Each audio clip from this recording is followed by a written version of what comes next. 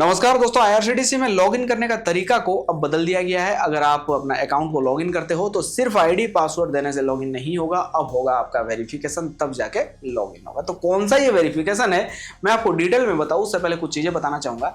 पहले क्या था, जब आप आईडी बनाते थे तो आईडी बना के आपने टिकट बुक करना शुरू कर देते थे, लेकिन उसके बाद क्या किया गया, वेरिफिकेशन किया गया, ऑथेंटिकेशन किया गया, हर एक आईडी को आधार नंबर से लिंक किया गया। फिर तत्काल टिकट बुकिंग के दौरान आधार वाले रजिस्टर्ड नंबर में एक ओटीपी आता था। मतलब यहाँ पे आईआरसीटीसी या रेलवे ये देखती थी कि जो व्यक्ति टिकट बुक कर रहा है वो उसका ही अकाउंट है, उसका वो आधार नंबर है, उसका रजिस्टर्ड नंबर उसके पास है। क्योंकि यहाँ पे जो है, जो एजेंट्स थे जिनको टिकट बुक करने में इस कंडीशन में थोड़ा दिक्कत होता था, तो इसलिए ये चीज शुरू किया गया, जिसका हम लोगों ने कड़ा विरोध किया और जिसके बाद रेलवे को यहाँ पे जिसका रिएक्शन भी हमें देखने को मिला और आधार ओटीपी वाला सिस्टम को हटा दिया गया। लेकिन हमें किसी भी तरह का कोई भी दिक्कत नहीं था एक आईआरसीटीसी आईडी को आधार ऑथेंटिकेट करने के लिए, यानी कि आधार नंबर के साथ जोड़ने के लिए हमें वहां कोई भी दिक्कत नहीं था। तो वो प्रक्रिया अभी भी चली आ रही है।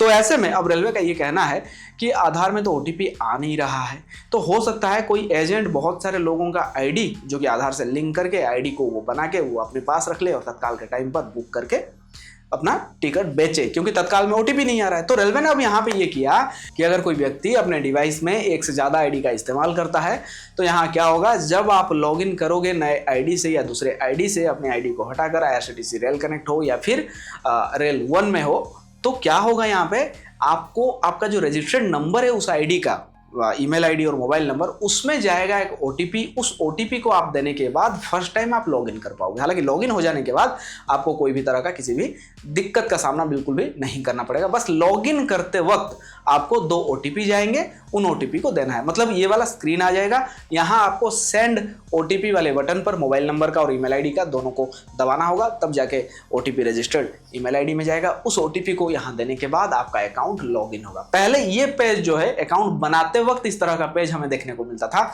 अब लॉगिन करने के लिए भी मिलेगा। फिलहाल ये जो चीज़ है हर किसी को देखने को यहाँ पे नहीं मिल रहा है, कुछ लोगों के साथ हो रहा है, मेरे साथ हो चुका है और आने वाले दिनों में आपके साथ होगा। तो जो भी आप आईडी लॉगिन करोगे, देखिए कई बार ऐसा होता है ना कि हमारा तो अपना आईडी है, लेकिन जैसे मैंने आप लोगों से पहले भी कहा है कि दोस्त, रिश्तेदार या किसी रिलेटिव्स का आपको टिकट बुक नहीं करना है अपने आईडी पे।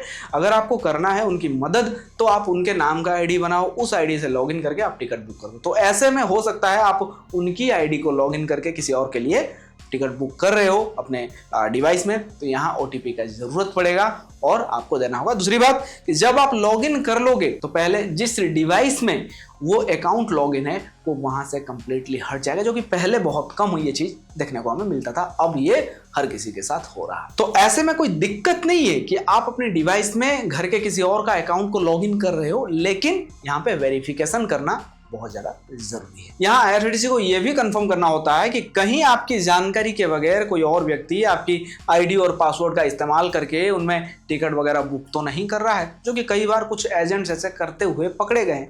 तो इस चीज के लिए यह भी जरूरी था। मुझे इस चीज में कोई बहुत बड़ा बुराई नहीं दिख रहा है, मैं सिर्फ इतना चाहता हूं कि तत्काल के टाइम पर लॉगिन हो जाए, वेरिफिकेशन आप करो, जो करना है करो, बस लॉगिन हो जाए और लोगों को टिकट मिले कंफर्म वाला, बट वो नहीं हो पा रहा है। तो आप इस फैसले से रेलवे का खुश हो या नहीं, या आपका जो भी डिमांड है आप कमेंट सेक्शन में जरूर बताओ। इस वीडियो में सिर्फ इतना ही। वीडियो अच्छा लगने पर वीडियो को लाइक, शेयर और चैनल को सब्सक्राइब करना न भूलिए। थैंक यू, अपना ख्याल रखिए, फिर मिलते हैं एक और नई जानकारी के साथ।